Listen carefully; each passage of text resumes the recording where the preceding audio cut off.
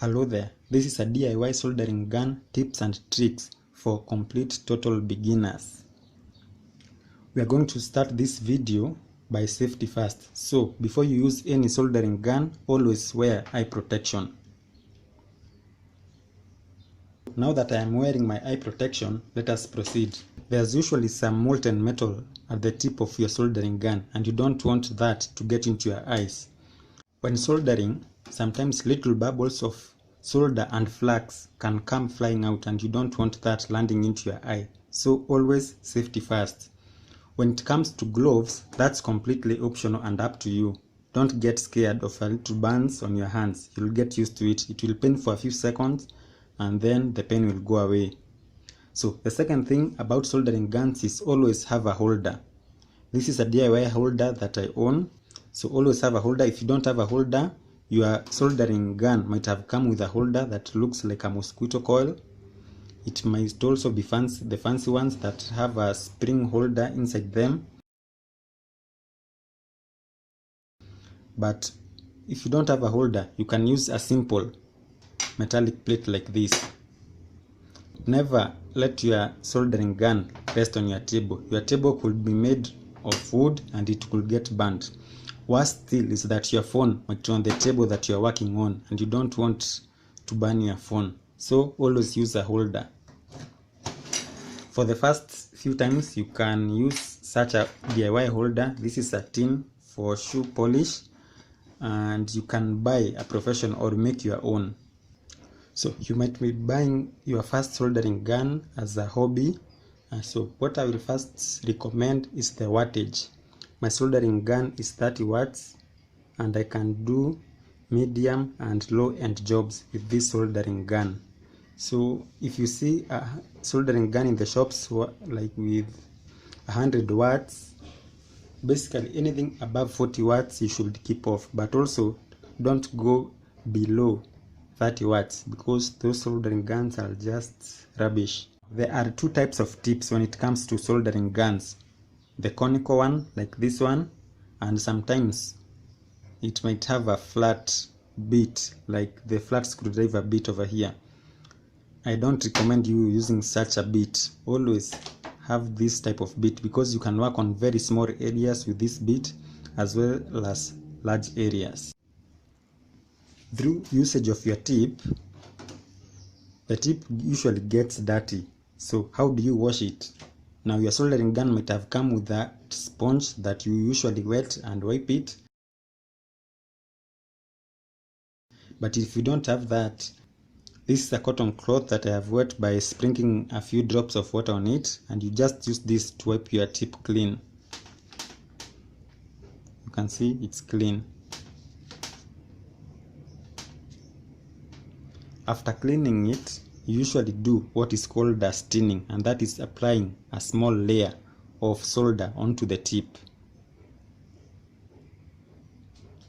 This protects the tip from harm and wear.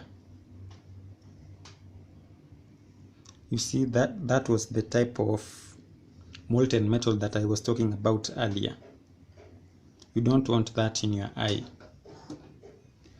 So the next thing that I'm going to tackle is holding your piece of materials or what you are working on. Invest in such a tool. This is a third hand magnifying glass that also doubles up as a holder with these clips that you hold your cables and circuit boards with. For example, this is a circuit board that I'm holding with that alligator clip. So you will get used to soldering with your hands, but when starting, always use such a thing. Also avoid burning insulation with your tip, because the insulation that stays onto the tip is going to wear the tip out much faster. So when it comes to stripping cables, always use a side cutter.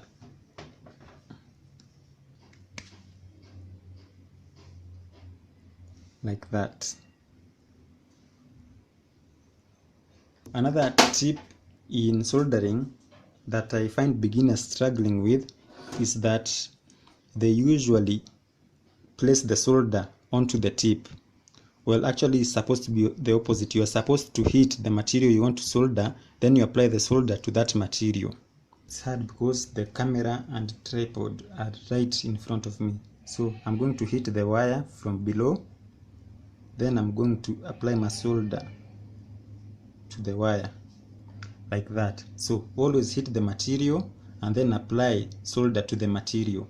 The same goes for small circuit boards.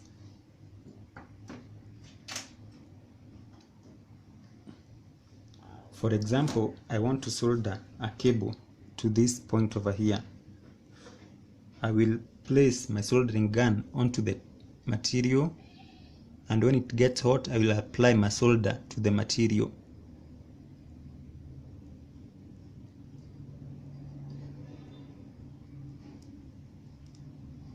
Like that. I can melt the solder first, then I apply my cable. Then I let it cool. Have steady hands always. The thing that I will advise you as a beginner is that solder usually produces smoke, and you don't want to breathe this smoke in. So as a total beginner, you might not have the professional tools to suck in this smoke. So always work near a window and have your window open, or maybe your door open. So that's it. Thank you for watching and goodbye. The very last thing, this is the plug on my soldering gun. Now it fits perfectly on my extension over here, but if yours doesn't, you can always buy such a plug. This will convert my 2 pins into the British standard pins, so I can use this and insert it into my plug like so. So thank you again for watching and goodbye.